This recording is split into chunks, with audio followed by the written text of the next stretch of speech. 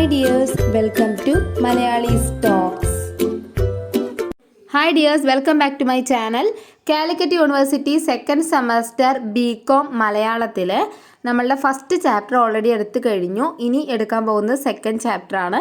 Second ചാപ്റ്ററിൻ്റെ പേര് കേരളത്തിൻ്റെ ആധുനികീകരണം, പഴയ അനുഭവങ്ങളും പുതിയ സമസ്യകളും. അപ്പോൾ അതിൽ ഫസ്റ്റത്തെ ഒരു ഭാഗമാണ്, അതായത് സംവാദങ്ങളിലെ കേരളം എന്ന് പറഞ്ഞിട്ടുള്ള ഒരു ഭാഗമുണ്ട്. അതുവരെയാണ് ഇന്നത്തെ ക്ലാസ്സിൽ എടുക്കുന്നത്. അപ്പോൾ അതിൻ്റെ ബാക്കി ഭാഗങ്ങൾ ഓരോ പാർട്ടായിട്ട് ഞാൻ ഇടുന്നതാണ്. അപ്പോൾ എന്തെങ്കിലും ഡൗട്ട് ഉണ്ടെങ്കിൽ കമൻറ്റിലൂടെ ചോദിക്കുക. അതുപോലെ തന്നെ ആദ്യമായിട്ട് കാണുന്നവരുണ്ടെങ്കിൽ സബ്സ്ക്രൈബ് ചെയ്യാൻ മറക്കരുത്. ഓക്കെ, അപ്പം നമുക്ക് ക്ലാസ് സ്റ്റാർട്ട് ചെയ്യാം. ഇന്ത്യ എന്ന വലിയ ഒരു രാജ്യത്തിലെ ചെറിയ പ്രദേശമാണ് കേരളം. കേരളത്തിൽ ഒരുപാട് മാറ്റങ്ങളൊക്കെ ഉണ്ടായെങ്കിലും പഴയ അനുഭവങ്ങൾ അയവിറക്കുന്ന രീതിയിലാണ് എല്ലാവരും അഭിമാനിക്കുന്നത്. അതേസമയം തന്നെ പുതിയ സമസ്യകൾ, അതായത് പുതിയ പ്രശ്നങ്ങളൊക്കെ ജനജീവിതത്തെ വല്ലാതെ പ്രയാസപ്പെടുത്തിക്കൊണ്ടിരിക്കുന്നുണ്ട്.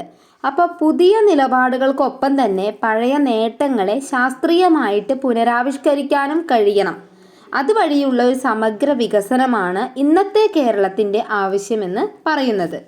ഇതാണ് ഇൻട്രൊഡക്ഷൻ ആയിട്ട് കൊടുത്തിരിക്കുന്നത്. ഇനി നമ്മൾ എടുക്കാൻ പോകുന്നത് സംവാദങ്ങളിലെ കേരളം എന്ന് പറയുന്ന ടോപ്പിക്കാണ്. അപ്പോൾ അതെന്താണ് അതിൽ പറഞ്ഞിരിക്കുന്നത് നോക്കാം.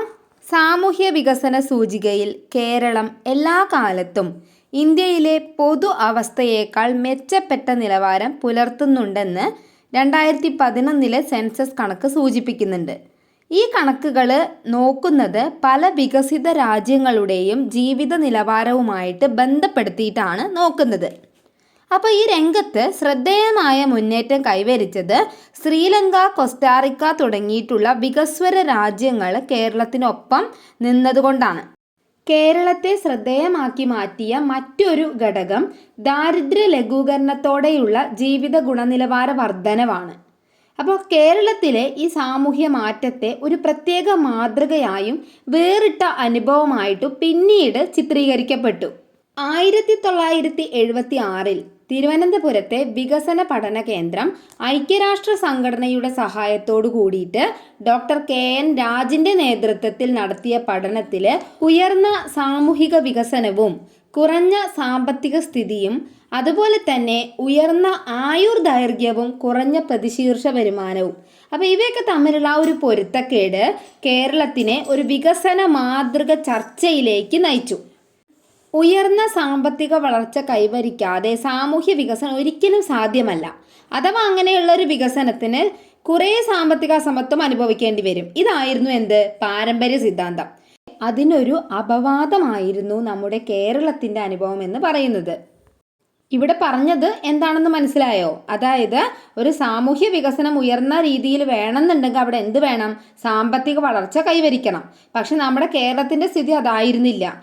ഉയർന്ന സാമൂഹ്യ വികസനവും കുറഞ്ഞ സാമ്പത്തിക സ്ഥിതിയും അതുപോലെ ഉയർന്ന ആയുർദൈർഘ്യവും കുറഞ്ഞ പ്രതിശീർഷ വരുമാനവുമായിരുന്നു നമ്മുടെ കേരളത്തിൻ്റെ അവസ്ഥ. എന്നിട്ട് നമ്മൾ എന്ത് ചെയ്തു? സാമൂഹ്യ വികസനം സാധ്യമാക്കി.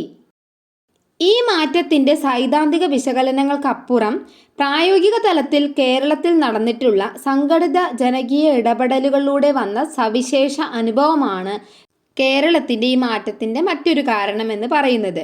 ശ്രദ്ധേയമായിട്ടുള്ള ഈ മാറ്റം കേരളം എന്ന ചെറിയ ഭൂപ്രദേശത്ത് 8 പതിറ്റാണ്ടുകൾക്കിടയിലാണ് ഉണ്ടായിട്ടുള്ളത്. അതാണ് ഏറ്റവും ഇമ്പോർട്ടൻ്റ് എന്ന് പറയുന്നത്. കേരളത്തിൽ ഉണ്ടായിട്ടുള്ള ഈ ഒരു മാറ്റം എപ്പോഴാണ് ഉണ്ടായത്?